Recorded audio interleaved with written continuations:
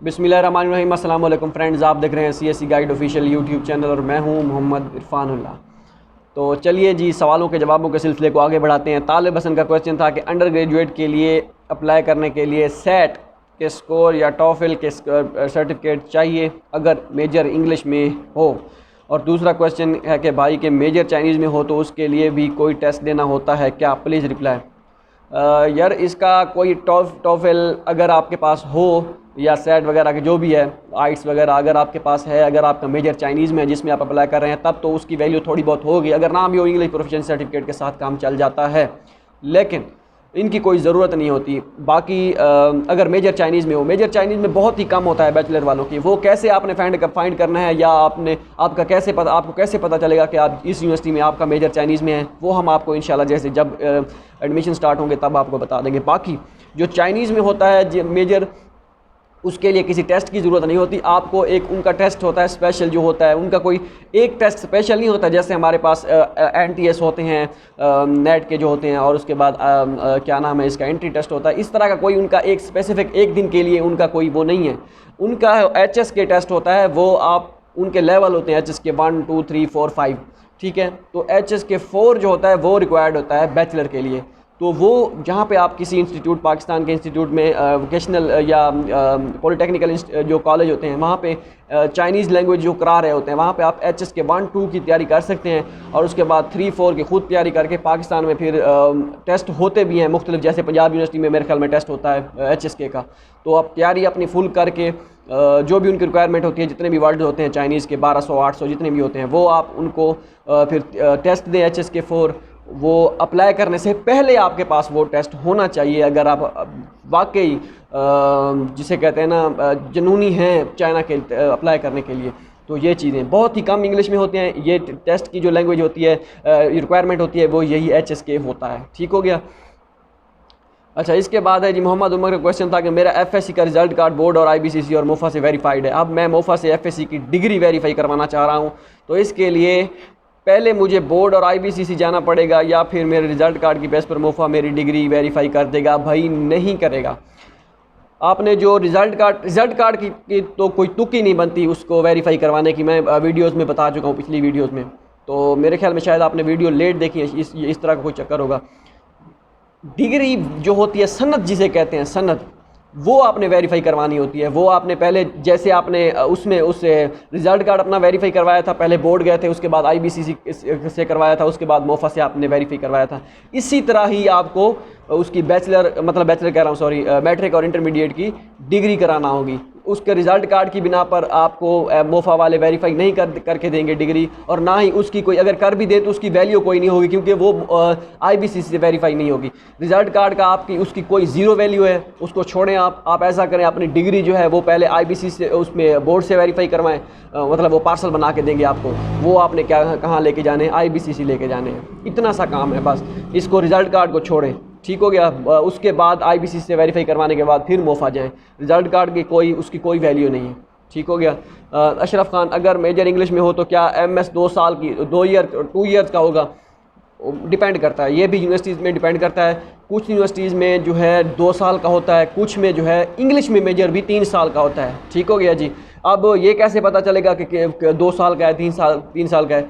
जब आप online form fill करेंगे यूनिवर्सिटी की वेबसाइट का, जब एडमिशन स्टार्ट होंगे, तब वहाँ पे आपको पता चल जाएगा। हम आपको बता भी देंगे। जैसे मैं आपको मिसाल दे देता हूँ, South East University, Tianjin University, HUST University, Huazhong University of Science and Technology, और शियांजेओतांग यूनिवर्सिटी, NPU यूनिवर्सिटी, इस तरह की काफ़ी सारी जो टॉप रैंक यूनिवर्सिटीज़ हैं, उनमें मेजर 2 साल का है। चाइनीज़ में है 2 साल का है, ठीक हो गया।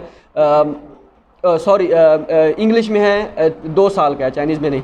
तो इनमें 2 साल का है। और अब DUT, Delhi university of technology, और उसके बाद सेंट्रल साउथ यूनिवर्सिटी, और इस तरह की 1 2 यूनिवर्सिटीज़ हैं। तो इनमें मेजर क्या है जी? 3 साल का है इंग्लिश में। तो अब 3 साल का क्यों होता है? जब इंग्लिश में कराना है तो 2 साल का करा दें। उसमें ये होता है कि आपको कोई पहले 4 5 6 महीने जो हैं वो आपको चाइनीज़ वैसे सिखाते हैं, आपने HSK 3 करके देना होता है उनको। वो बहुत आसान होता है, वो हो जाता है। नहीं भी कभी नहीं भी करना पड़ता HSK 3, वैसे ही आपका मेजर शुरू हो जाता है। तो ये यूनिवर्सिटीज़ की कंडीशन पर डिपेंड करता है कि मेजर 2 साल का है या 3 साल का। ठीक है। आपको स्टाइपेंड मिलेगा 2 साल का हो या 3 साल का, वो आपने एंजॉय करना है, वहाँ पे आपने पढ़ना है, स्टडी करनी है, तो आपको कोई मसला नहीं होना चाहिए। वैसे अगर आप 1 साल बचाना चाहते हैं, वो फिर 2 साल का। ऑनलाइन जब आप फॉर्म फिल करते हैं वहाँ पे यूनिवर्सिटी का, उसमें मेंशन होता है कि इस ड्यूरेशन से इस ड्यूरेशन में आपका क्या नाम है होगा MS, तो वो हम आपको इंशाल्लाह बता भी देंगे, ठीक है। कंडीशन है ये। चाइनीज़ का 4 साल का होता है। अच्छा, फहद यूसुफ का क्वेश्चन था कि जेरी ऑफिस में जो डॉक्यूमेंट्स की फ़ोटो कापीज़ लेके जानी है वो अटेस्टेड होना ज़रूरी है। If yes then notary public करवानी है या किसी 17वें स्केल के ऑफिसर से करवानी है। फ़ोटो कापीज़ के कितनी सेट्स लेके जाने हैं वीज़ा के लिए? एक चीज़ मैं आपको बता देता हूँ, फ़ोटो कापी जो होती है वो किसी चीज़ से भी आपने अटेस्ट नहीं करवानी, ना ही 17वें स्केल से, ना ही आपने किसी जगह से नोटरी पब्लिक करवानी है। वो आपने फ़ोटो कापीज़ आपकी जो ओरिजिनल होंगी, आपने जो IBCC से मैट्रिक और इंटरमीडिएट की, बैचलर की आपने HEC से जो आपने वेरीफाई करवाई होंगी, और उसके बाद उन ओरिजिनल को आपने मोफा से भी वेरीफाई करवाया होगा। इन तीनों जगह से वेरीफाई होने के बाद जो आपके ओरिजिनल डॉक्यूमेंट्स बनेंगे, उनको आपने फ्रंट बैक दोनों से फ़ोटो कापी करवा के आपने वही जेरी ऑफिस लेके जानी होती है।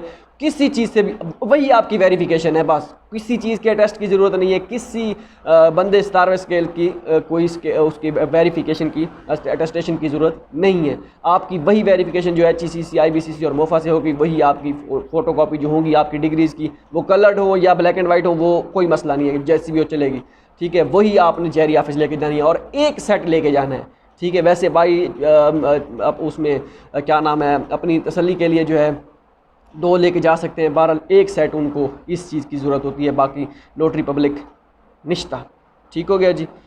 अच्छा, मिस्टर करूड का क्वेश्चन था कि बार bachelor recommendation letter made by HDO HOD लिखना था, या शायद बार करेगा HOD का, तो करेगा, आई थिंक करेगा, एक आध तो करेगा, एक आपका एसोसिएट प्रोफेसर का हो चल जाएगा। दोनों HOD तो आपके नहीं हो सकते ना, दोनों रिकमेंडेशन लेटर, क्योंकि एक HOD तो हेड ऑफ डिपार्टमेंट तो एक ही होता है, एक उसमें आपके डिपार्टमेंट में, तो चल जाएगा।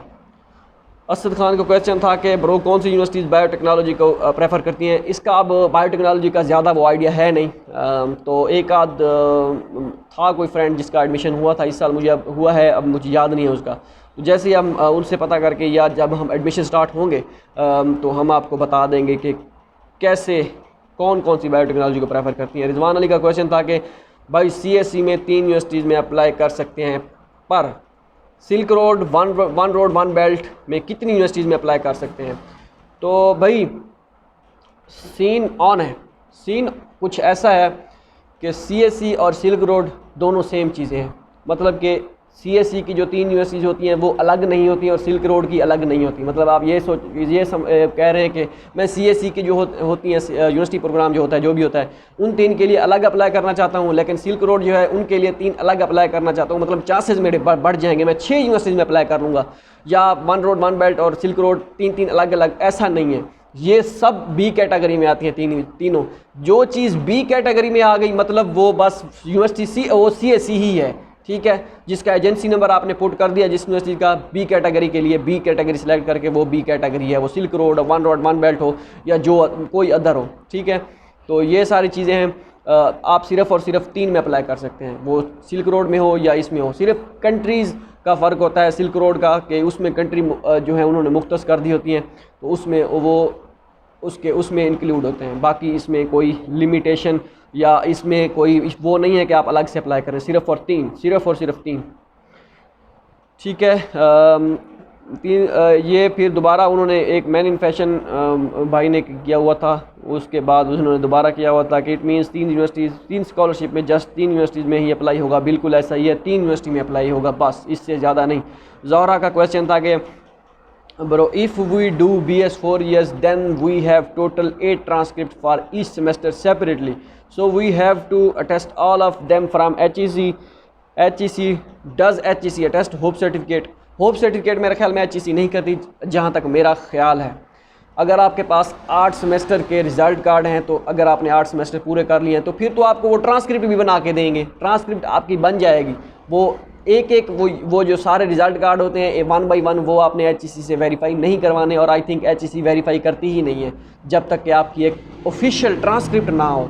8 आपके सेमेस्टर हो गए हैं तो आपके पास ऑफिशियल ट्रांसक्रिप्ट होगी, ऑफिशियल ट्रांसक्रिप्ट आपके पास है तो फिर आपको वो होप सर्टिफिकेट की ज़रूरत नहीं होगी और वो आपको प्रोविजनल सर्टिफिकेट बना के देंगे।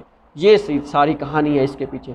HECC hope certificate I think नहीं करती। BS आपका 4 ईयर का है या 3.5 है, जो भी है, ठीक हो गया। मेडटेक के नाम से क्वेश्चन था। डेयर MS university, MS computer science के लिए कितना CGPA होना चाहिए? क्या 2.7 पे CGPA पे हो सकता है स्कॉलरशिप पे? बिल्कुल हो सकता है। मैंने आपको मिसाल दी थी कि एक लड़का था, दोस्त था, उनका 2.5 CGPA थी, उसको CSE स्कॉलरशिप मिली है। कहाँ की बात कर रहे हैं आप? 2.7 आपकी फिर भी बहुत ज़्यादा है। तो कोई इशू नहीं है, हो जाएगा इंशाल्लाह। सिर्फ आपने जान मारनी है फुल। ये CGPA को छोड़ दे के मेरी थोड़ी है, मुझे इस वजह से एक्सेप्ट वो क्या नाम है वो नहीं मिला स्कॉलरशिप, ये एक बहाना है और कुछ नहीं है। आप जान मारें, आपको स्कॉलरशिप मिलेगी इंशाल्लाह। मोहम्मद बिलाल का क्वेश्चन था कि जिलन यूनिवर्सिटी की फैकल्टी फाइंड करने की वीडियो बना दें। इंशाल्लाह बनाएंगे। मैं इस जो नेक्स्ट वीडियो आ रही है चैनल पे, उस पे क्या नाम है 18 का कहा था, लेकिन 18 अगस्त को अपलोड नहीं हो चुकी। आज इंशाल्लाह 19 है, इंशाल्लाह आज अपलोड होगी। ये भी और वो भी दोनों कोशिश करेंगे कि अपलोड हो जाए। उसमें मैं बताऊंगा कि आप फैकल्टी कैसे फाइंड करते हैं। और रही जिलन यूनिवर्सिटी की बात, वो हम फैकल्टी की लिस्ट जो है वो हम अपने वेबसाइट पे अपलोड कर देंगे। अयान लियाकत का क्वेश्चन था कि by TCS I sent matric and FSC on matric and FSC documents on 17th of July after 20 days I have not received yet, so what should I do? I will also contact with the TCS office. भाई कि मैंने documents भेजे थे MOFA के लिए, लेकिन वो अभी तक मुझे 17 जुलाई को भेजे थे, लेकिन अभी तक मुझे रिसीव नहीं हुए। 22 दिन गुजर गए हैं, क्या चक्कर है? तो ये आपको TCS वाले ही ज़्यादा बेहतर बता सकेंगे, इसके बारे में मुझे आइडिया नहीं है। डॉक्यूमेंट्स आपके कहीं नहीं जाते, कोई मसला नहीं है। TCS वालों का कॉन्ट्रैक्ट है, अगर कहीं आगे पीछे हो भी गए तो आपने जाके TCS वालों के उनसे आपने जो भी है, ठीक है। अच्छा, एहसन इम्तियाज़, क्या 2.7 CGPA पे स्कॉलरशिप लग सकता है? चांसेस कितने हैं? कितने चांसेस हैं? बिल्कुल लग सकता है। 100% चांसेस भी हैं, 50% भी हैं, 0% भी है। ये आप पे डिपेंड करता है कि आप कितनी जान मारते हो, कितना हार्ड वर्क करते हो। स्कॉलरशिप आपका इंतज़ार कर रही है, लेकिन आपने जान मारनी है बस। जैसा हम आपको गाइड करते रहें जाएंगे, इंशाल्लाह आपको स्कॉलरशिप मिलेगी अगर आप उसी तरीके को फॉलो करते हैं। बाकी गारंटी कोई नहीं दे सकता, सिर्फ़ और सिर्फ हार्ड वर्क है और लक है।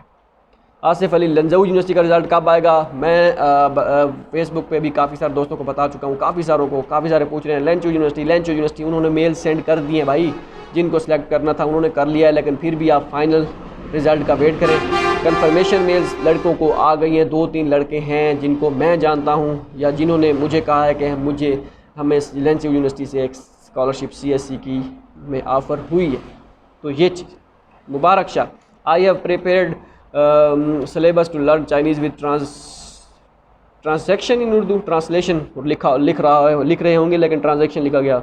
तो प्रिपेयर करें भाई, चाइनीज़ बहुत अच्छा है, फिट है, जारी रखें। HS के लाजमी दें, प्रिपरेशन अच्छे तरीके से करें। फिर उमर फारूक भाई, आप मुझको ये बता दें कि एक मेल करने के बाद सेकंड बार मेल कब करूं? एक्सेप्टेंस लेटर नहीं मिलता तो? हाँ, ये चीज़ है कि अगर आपको एक प्रोफेसर से एक्सेप्टेंस नहीं मिलता या एक यूनिवर्सिटी के एक प्रोफेसर से एक्सेप्टेंस नहीं मिलते, तो फिर क्या किया जाए? फिर कब मेल सेंड किया जाए? फिर आप ऐसा करें, एक मरतबा सारे यूनिवर्सिटी जिन यूनिवर्सिटी में आपके मेजर हैं तो उनको आप मेल सेंड करें और क्या नाम है उनको मेल सेंड करें। अगर नहीं मिलता तो फिर दूसरे राउंड में दोबारा शुरू हो जाएं। वो कब शुरू हो जाएं वो आपको मैं इंशाल्लाह जो नेक्स्ट वीडियो आ रही है हमारी इसमें पार्ट 4 जो आ रहा है, कैसे आपने प्रोफेसर फाइंड करना है, वो देखिएगा। उसमें क्लियर सारी चीज़ें इंशाल्लाह ये मैं बताऊँगा, ठीक हो गया। तो अगर ना भी भूल गया तो तब भी फिर बता दीजिएगा, मैं अब यहाँ पे आपको बता दूंगा, क्योंकि अगर अब मैं यहाँ पे बताने लग जाऊँ तो टाइम थोड़ा ज़्यादा लग जाएगा, ठीक है। वैसे भी अगर आप उन सब यूनिवर्सिटीज़ को एक मरतबा एक राउंड में मुकम्मल कर लें, अगर नहीं मिलता तो दूसरी मरतबा दोबारा शुरू हो जाए। वो कब शुरू होना है वो मैं आपको बताता हूँ।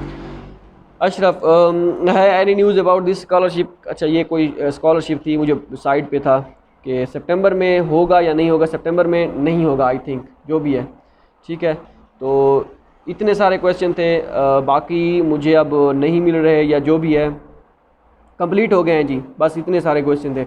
तो अगर आपका कोई क्वेश्चन है तो वो कमेंट में बता दीजिएगा, इंशाल्लाह हम आपको ज़रूर बताएंगे अगर हो सका तो। मिलते हैं अगली वीडियो में, दुआओं में याद रखिएगा। अल्लाह हाफ़िज़।